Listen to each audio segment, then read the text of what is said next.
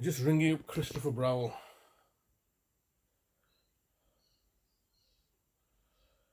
This is the Vodafone voicemail service for 07762471996. Please leave a message after the tone. When you finish recording, please hang up or press the hash key for more options. Oh yes, good morning Mr. Browell. It's Mr. Hussain here regarding my brother Mr. Talib Hussain, and today is Saturday the 23rd of September 2023 and the time is around about midday. I'm once again leaving yourself a message asking you to contact me or asking somebody from the council to contact me and explain to me where my brother is.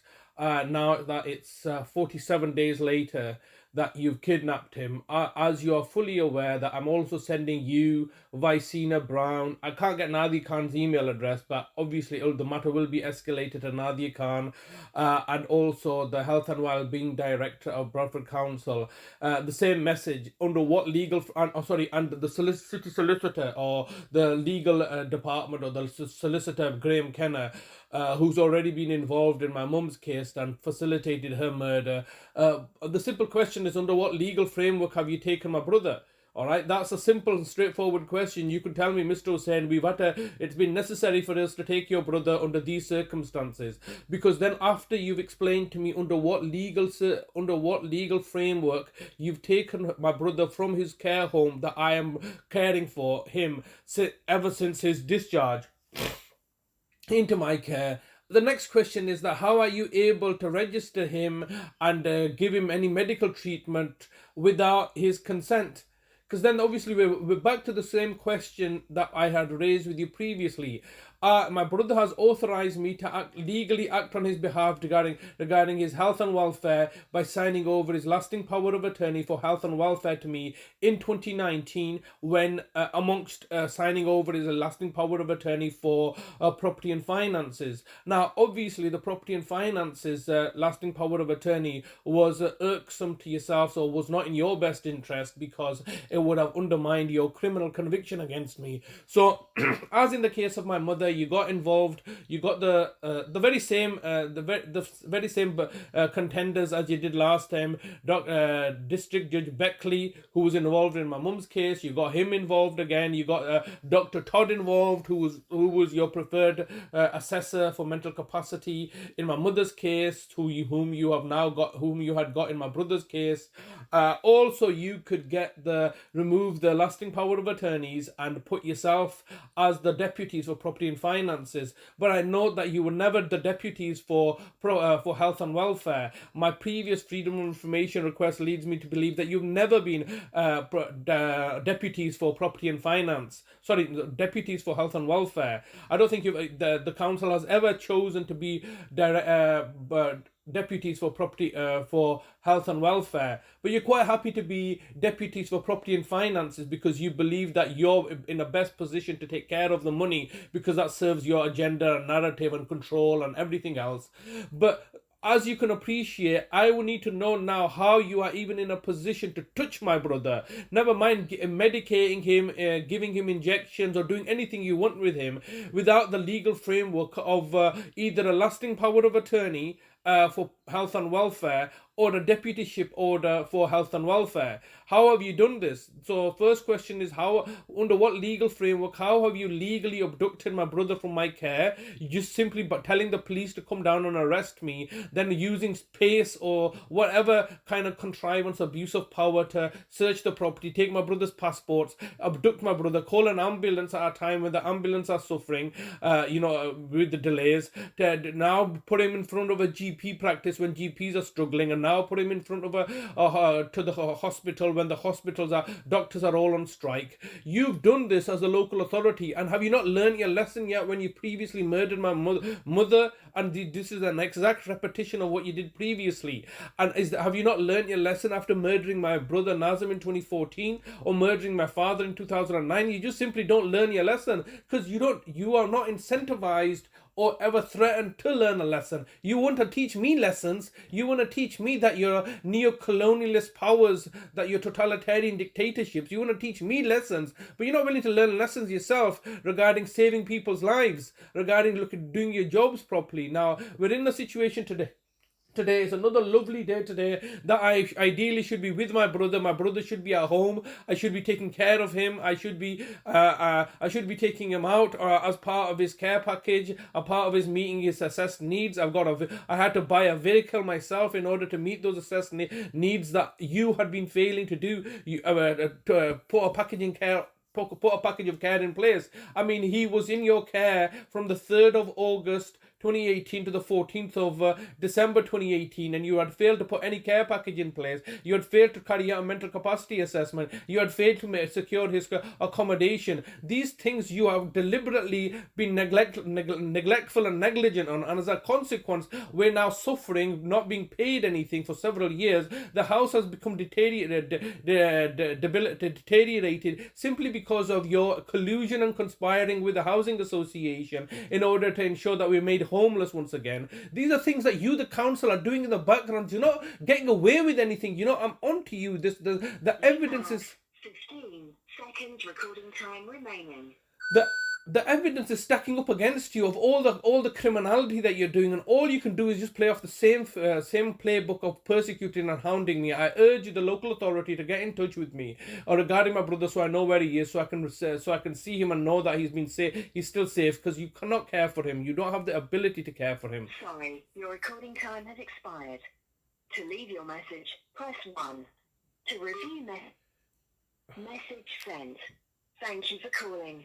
Okay, so this is another 47 days later. We have no idea where our brother is, and these people, and it's a lovely day outside. I should be, rather than providing my brother with a care package, excuse me. Rather than providing my brother with an appropriate care package properly funded, which was the case previously, they were giving him £410.70 every week to meet his social care needs. That was them extinguishing their legal liability under Section 117 of the Mental Health Act. They don't know, they don't care about the law. The law is just a joke to them. They act dumb and stupid and retarded that they don't know what the law is, and they're just doing their job, and and then they do attack you, like they're been attacking me and my brother and my family, and then they use the laws. The laws are simply there for them to facilitate their fraud and corruption and malevolence and deception. They'll use the laws to protect them, not to do and the laws are there for them to do their jobs. Now, there's a law of the Human Rights Act. We have a right to a private family life. They disregard that. Oh well, what you gonna do? And the reason that they're so cavalier, and the reason that they get away with so much, and the reason that they are so blatant and in what they're doing is because they know that who's gonna hold us to account? Nobody's gonna hold us to account, because the police force cannot and will not and shall not hold us to account, because we pay their wages. So the local authority, part of the 5 local authorities in West Yorkshire, pay for the police force. So they're the service. They're the customer. The local authority is the customer. The police force is the service provider. They're not going to take action. The police are not going to take action. That's just simply the case. The police are not going to criminally convict the local authority. That's not their job. The police force's job is to criminally convict residents of the district, of which the local authority has a remit over. So their job is to refer the matter to the police and get the police to criminally convict somebody. That should be the normal case. But in my particular circumstances, the police saying, look, this guy's not doing anything criminal.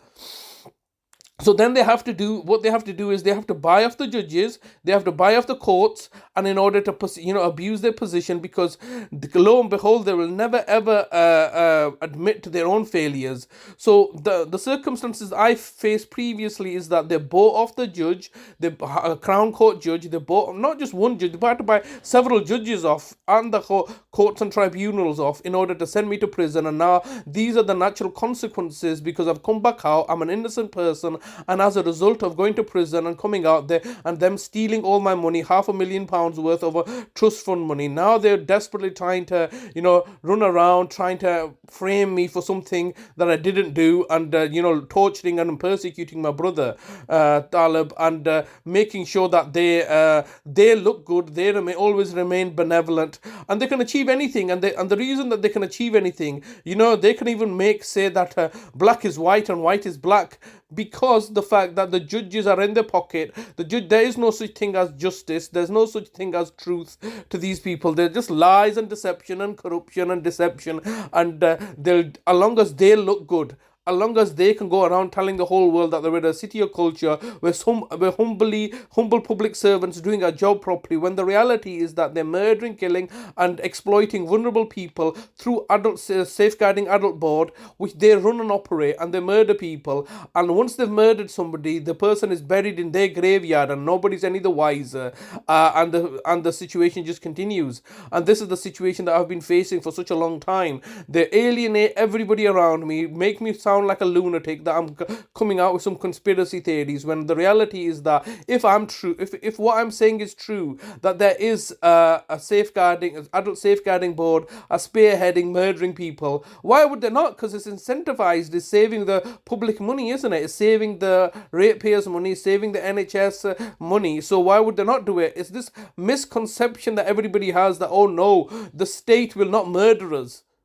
Of course the state will murder. The state has no problems going around murdering people in foreign countries. Do you think it has any issues with murdering aliens, in domestic aliens, or any foreigner, such as the Asians and the blacks and the Chinese are domestic aliens as far as they're concerned? They view us as rats, domestic rats that need to be killed off. And that's what they're doing, and that's what they're doing to my family members, and I'm holding them to account. There's no accountability for what they've done. They've done as they're pleased. They can do as they please, because bottom line is all the judges, the justices, the Crown Court, the District Court, but most importantly the High Court justices are all in their back pocket. They're all selling the services in order to help protect and safeguard the local authorities' public persona, so they can continue to drive the gravy train and get the residents of the district to pay them council tax under the guise, we need to hike up the council tax for adult social care, when the reality is that they're not paying anything to adult social care. That money that they're collecting is not ring-fenced to adult social care, is it? They've not chosen to ring-fence that to adult social care. They're just using that money to build up their own coffers with the agenda that they are looking to safeguard adults. They've not ring-fenced adult social care money. They keep it all together in one big pot, and it meets their personal needs, namely to pay their employees to work from home or even work from abroad, which I've recently learned is all over the Telegraph, that the council employees are working from abroad on their holidays, or living abroad and getting paid a substantial amount of money from the council while working abroad. So they're using our money to pay their staff and to exploit and plunder and cannibalize the residents, the vulnerable residents, which obviously I'm fighting for in regards to my brother. Absolutely horrendous, absolutely horrific, absolutely disgusting. But what can